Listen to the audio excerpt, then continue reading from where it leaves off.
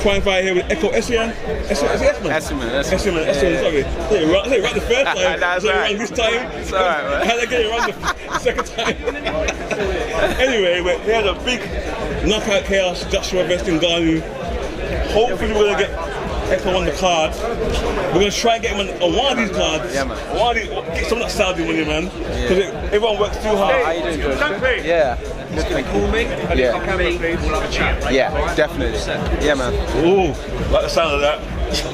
And my mic picked you up too. You get a picture here, please. So, how are you, man? First of all, man. How are you? How's things, man? No, I'm good, man. I'm happy to be here. It's going to be an amazing card and show. Yeah, great atmosphere. Yeah, man. You got always a big smile, man. That's what I like about you. You always got a big smile on your face, man. No matter what happens, you got a big smile on your face, man. I like that. I respect that, man. Obviously, like this is a big card. Obviously, it's MMA versus boxing. Yeah. Obviously, kind of biased. But who are you backing though? Really and truly? I'm a boxer. I'm a boxer. It's AJ. It's AJ. It's just straight through and through. It's AJ. But there's also other things to it. Like in his last two fights, you can tell he's gone back to that fast jab, snappy jab, setting up his punches, being responsive. That killer instinct is kicking in. Like he's back. He's not back to form because he's always gotten better and better. He's got to new form, so I'm looking forward to seeing what he can do in this match. But saying that, Ngannou and his launch system, his weapons of mass destruction, once they're launched, if they land and when they land, you know about it. So yeah. When I'm saying that, I'm not knocking him out of the match because it's going to be a very entertaining match. Yeah, man, it's going to be entertaining for quite long. We all know it's going to end in knockout. Someone knocking someone out. And the thing is, like, they haven't measured Joshua's punching power, but they've measured Ngannou's punching power. And apparently, he's the hardest hitting puncher in all combat sports. So it's a big test for Joshua to avoid that. He's got to work on his defense. So it's a big one. So, you know, with that said, do you think there should be more crossover fights like this? Or do you think should we leave it now? No, carry on. It's good for the sport. The sport's getting more. It's getting out there. It's getting more views and whatnot. I think probably some of these crossover fights could, aside from being in Riyadh, maybe happen in other places to get that atmosphere, to get a British crowd there, to get an American crowd there. That, you know, like when Fury fought Dylan at Wembley, the atmosphere there was crazy. You couldn't hear yourself shouting to your mate right next to you. Like imagine that on these big cards. That's true, man. But obviously we want to get you out there, though, to be fair. So I'm gonna get out there. Don't worry about that. I'm gonna get myself. We're hearing talks there. Honestly, man, we like a smiling fighter right here, man. Smiling fighter's a dangerous fighter, man. That's you know what I'm saying? But my daughter's here with me. I think she wants to ask some questions. Yeah, sure. We're gonna get her feet wet. That's the way, daughter. Let's go. Hiya.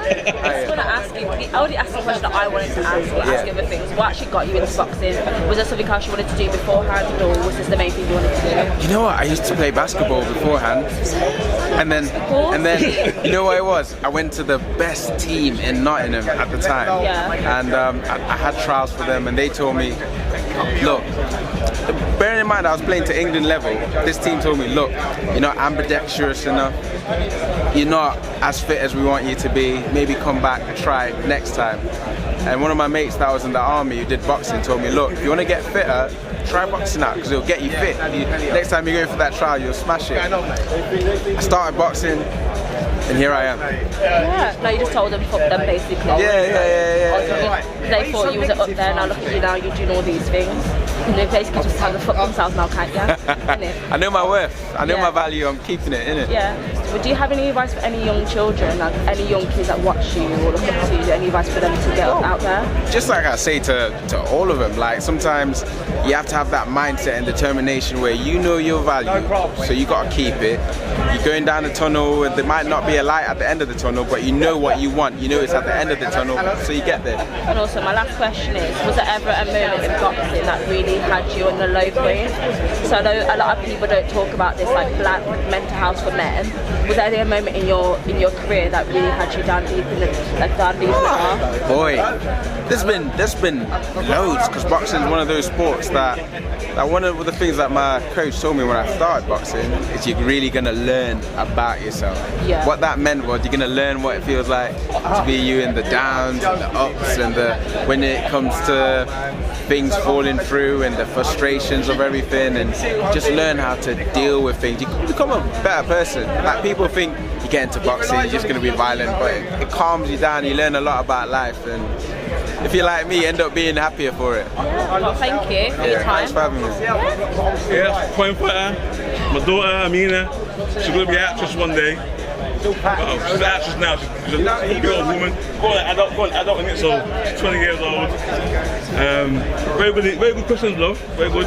Thanks for closing out. We've closed out as well. Ekow Essuman, point fighter. I didn't say it right this time. Ekow Essuman. Yeah, you said it right, man. She looks at me like I said it wrong. You don't watch me like I said it wrong.